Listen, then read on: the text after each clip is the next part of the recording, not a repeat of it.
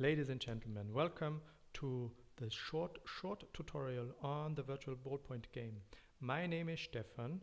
I'm from Ambassador Vienna and I'm really glad to show you how this works. We are big fans of the ballpoint game, but due to something called COVID-19, we had to move to the virtual space and we chose Miro for the perfect platform. First question. Why should we play this, Stefan? The learnings from the ballpoint game we often have in the reflection are the iterations, the pull principle, the experience, the magic flow in a team. If everybody just when everybody is just doing his or her work without any interference and interruption. People love this. So, and you also learn the velocity chart, dealing with uncertainty, pull principle, self-responsible team. How does it feel if nobody has a clue in a team? The magic of this game reveals itself in the reflection. So make sure that you have about 20 minutes left or even longer for the reflection, and people will learn, that's what you mean, Stefan. I understand now. You need a team of about 4 to 20, I'd say 20 is the max, participants in a Zoom call, in a Teams call, whatever. They're just to hear each other. And please follow me through the rules over here. Here are the rules, and you just read them out to everybody and make sure everybody understands. But don't waste too much time. They can read for themselves later on. Everyone is part of one big team. The group starts counting from 1. Numbers are conquered in sequential order, 1, 2, 3, and so on. Everybody knows this. Everyone has to participate and take part in the counting process. So everybody has to join in. Participants must be silent if it's not their turn to speak. When a participant's turn comes, I'd say, they can only say a number and nothing else. If 3 is a divisor of the current number, that's the critical part, the participant in turn should clap instead of the number. If 2 or more participants talk simultaneously, the group starts all over from 1. So if they make a mistake, they start from the beginning. And if there's a counting mistake, the group starts all over from 1, which is basically the same. If they make a mistake, they start from the beginning. And the final score of the conquered numbers is the maximum number the group reached during the iteration. So that's the score then. And this is quite a lot to process if you're the participant.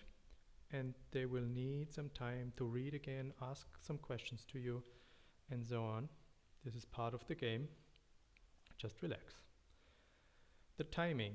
They have 2 minutes for initial preparation and planning. Talk about how will this work?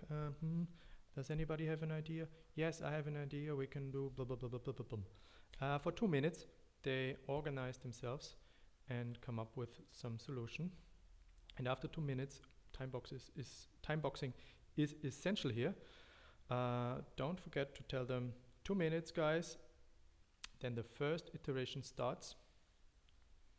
And after the first iteration of 2 minutes of this game, they have 1 minute to improve themselves, to discuss what was good, what was bad, draw conclusions, and change their strategy. Before each iteration, I always forget this, don't know why, but make sure you don't. You have to note an estimate of the team. How many points are you going to achieve?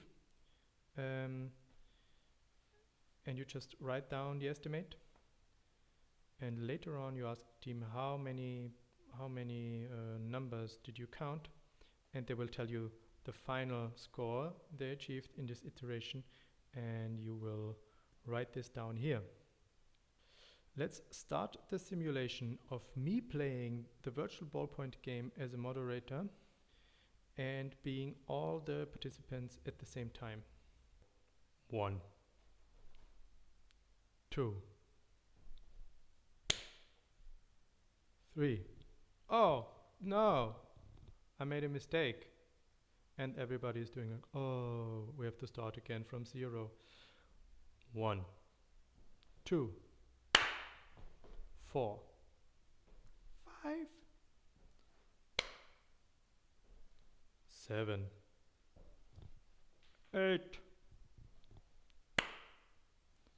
and so on. After each iteration, you just note down the scores right here to make this kind of velocity chart to see what's the difference between the estimation and the final result. The smartest teams are coming up with solutions in Mio, and the graph that they have to visualize the sequence of each participant. So for instance, they come up with, hey, it's Stefan first, and then it's Hans, and then comes Claudia, and then comes Igor, and so they can figure out as a team what should be the sequence, and everybody knows his or her turn. And they can also add an icon for clapping, for instance. Clap. Let's take Bluetooth as a perfect example. So they know, hey, I don't count, I clap. And that's a very sound strategy for playing the virtual ballpoint game and earn hundreds and hundreds of points. In the reflection, I have some questions here to ask the team. First one is quite easy. Just tell me what happened. And everybody comes up with, and then they came, and first we didn't know what to do, and then Hans was doing this clapping, blah, blah, blah. And the next one is, which iteration was best? So it's perfect to show them the results now, this chart here, and see where are the differences. Number 3, would 10 minutes of extra planning help in the beginning? Why not? So this is for telling them later on that normally 10 minutes in the beginning wouldn't make a big difference, because you have no idea how this feels like, how the rules are turning out, what is different, what is difficult in this exercise. So this is this whole topic of uncertainty. I have no clue how it works, but we have to try it out and learn from our experience for the next iteration. Number 4, how exactly have you achieved more? Where were the big ideas, where did the innovation come from? Number 5, how was the visualization of points helpful? Did this make a difference or not? And number 6, so where was the leadership? Was this one guy explaining everything to the others and being really dominant, or was this in-group problem-solving process with lots of discussion and everybody throwing ideas in it? So how was this like, and is this a good experience, or is this a bad experience? So I'm sure you come up with great learnings here. I wish you all the best for the ballpoint game virtual edition, and see you next time. Au revoir.